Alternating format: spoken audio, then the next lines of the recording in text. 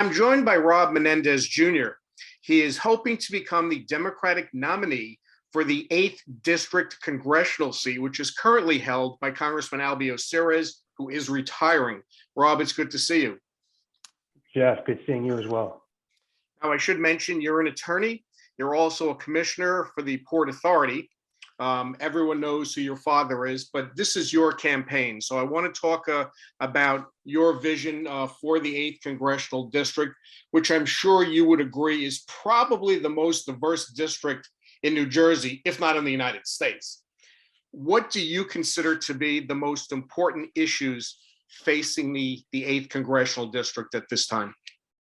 Yeah, Jeff, agree completely in terms of the diversity of the district. 55% of the district is Hispanic, 44% were born outside the country, and 1 in every 4 individuals are non-U.S. citizens. So it's a wonderfully diverse district. This is where my sister and I grew up in Union City. It's where my wife and I have chosen to raise our family and our 2-year-old daughter here in Jersey City. And I think it reflects and represents the best of who we are. It's been a place that's shaped who I am, and it would be an honor to represent it in Congress. So in terms of the issues, I think you have to look at the past 2 years and the way this pandemic has impacted families. I think it's been a stressful 2 years for working parents, working families. And we need to address a lot of those concerns, a lot of those issues, especially with children, their educational development. I think the mental health of not just children, but adolescents is extremely important as well. Ensuring that folks are able to go back to work in safe environments, and looking at issues of affordability across all different realms, from housing to healthcare. We have to give people a pathway forward. We have to let them know that we understand that it's been a struggle the last several years, and that we're trying to provide a blueprint for the way forward. I think Democrats have done a wonderful job of that with this past session. I think there's a lot of legislative accomplishments, but I still think there's a lot of work left to do. And that's the work I want to get to if I'm elected to Congress. Hey, I mentioned that you're a commissioner on the Port Authority of New York and New Jersey. So let's talk a little bit about the transportation needs of the district. Obviously, everyone is aware of the Gateway Project, the commuter tunnel between New York and New Jersey. There are other concerns regarding transportation, obviously. Old bridges falling down throughout the state, throughout the district. Just talk about some of the things that you would like to see accomplished in addition to Gateway in the 8th Congressional District. Yeah, I don't think there's any shortage of projects that the 8th Congressional District could benefit from. It's a transportation hub of the country. When you look at all of the facilities that lay within the confines of the 8th Congressional District, Gateway is of paramount importance. That will not just be a huge relief in terms of accessing New York for a lot of our commuters, but will also be an economic driver for several years to come. So proud to be a part of that project in my small capacity at the port. I think we also have to think about sort of increasing mobility and the ability for folks to transport to their jobs back home, improving our bus systems, improving our rail systems, creating a greener infrastructure from our ports to our airport in Newark, which also overlaps into Elizabeth, which is part of the 8th Congressional District.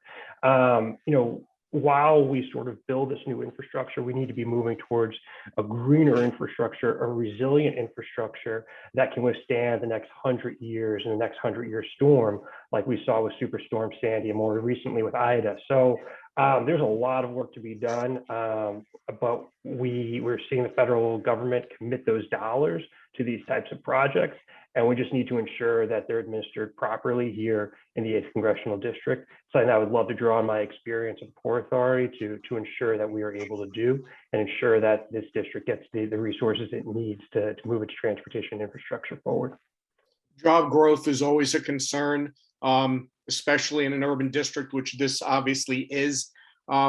Talk about things that you think at this point in terms of job growth and creation, which may be lacking, and some ideas you might have in order to spur that to greater heights.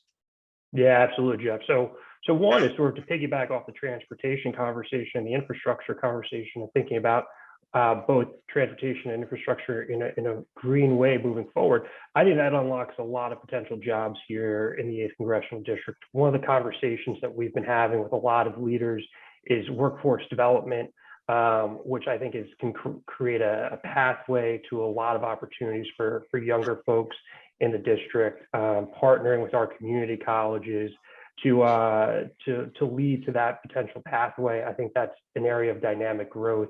I think also empowering our labor unions and giving them opportunities to get hours to their workers, to their members, you'll see as an important economic driver. So I think we always have to be thinking about jobs. I think we have to be thinking about, with every sort of project that originates out of the district, sort of what's its job impact for the folks who live here. So I think the infrastructure, building towards green jobs and training people to take advantage of that huge federal investment. It's something we should have been probably doing heavily a couple of years ago, but it's time to catch up, time to provide those opportunities to folks and time to get them to work. Over the last few years, there's been a lot of talk, given what took place in Minnesota.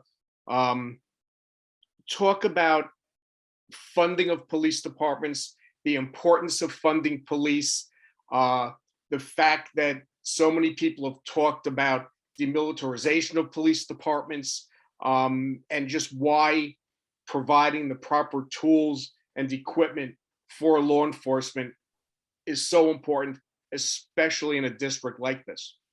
Yeah, so I think it's vitally important to make sure that our law enforcement has the resources that they need to properly administer the tasks and jobs that we've given them. I think in terms of the conversation that's occurred over the last several years, thinking about what we ask our law enforcement, our first responders, is an important question.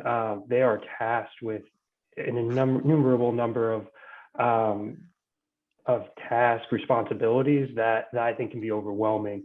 If we can alleviate some of those, I think that would be helpful so they could focus on, the priorities that we in our communities believe that they should be serving. So I think that is an important part of the conversation. But listen, when there was a horrific shooting here in Jersey City a couple of years ago, it was law enforcement that responded. When I was standing across the river in 9/11, it was law enforcement that was running up those stairs to help folks get out of a burning building. So I believe in law enforcement. I believe that they serve an important role in our communities. I think what we ask of them should be evaluated and constantly monitored to ensure that we're not asking them too much, to ensure that appropriate social services are being handled by social service workers. Those types of conversations we should be having. But I think law enforcement is an integral part of our community. I think I probably know the answer to this question, but I wanted to get your take. It's safe to say, it's fair to say that you couldn't have had a better learning tool than your father, someone who's been in public service since he was a teenager.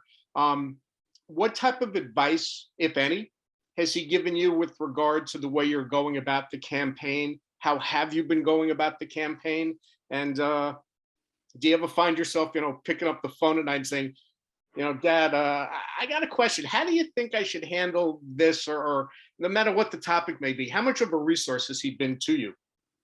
Well, first, let me just say that both of my parents were and are continue to be public servants.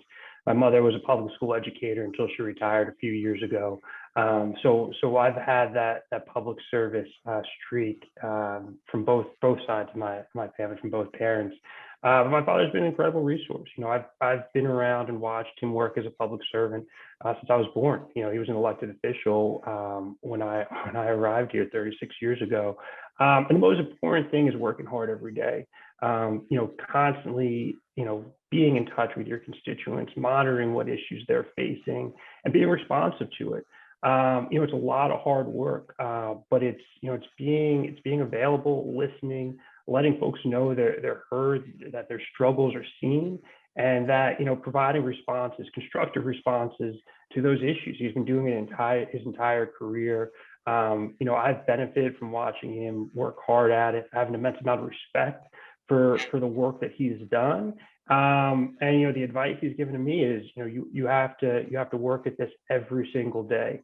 Yeah, your heart has to be in it because it's difficult. It's a sacrifice to family, which I saw, growing up with him, first in the state legislature and then in Washington. With a young family, I'm keenly aware of the sacrifice that this entails, but it's worth it. It's worth it because there's so much work to be done. I believe in that work. I believe that we can be so much better than where we are today.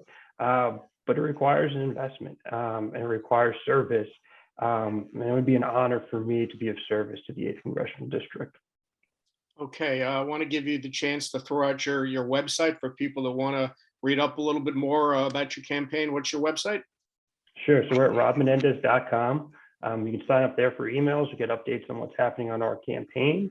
But we'll also see you out there. We're out at events every day. We're meeting with local leaders. We're meeting with civic leaders, educational leaders, social service leaders. And so I hope to see everybody out on the trail. I hope to have the opportunity to connect with folks now that we're hopefully in a place where we can be in person more often. Connect and hear what's impacting folks in this, so I can be the best possible representative I can be should I be elected here in this coming election. Okay, well, Rob, thank you for taking the time to speak with me on Hudson TV. Good luck in your campaign. I appreciate your time. Thanks so much, Jeff. Always a pleasure speaking with you.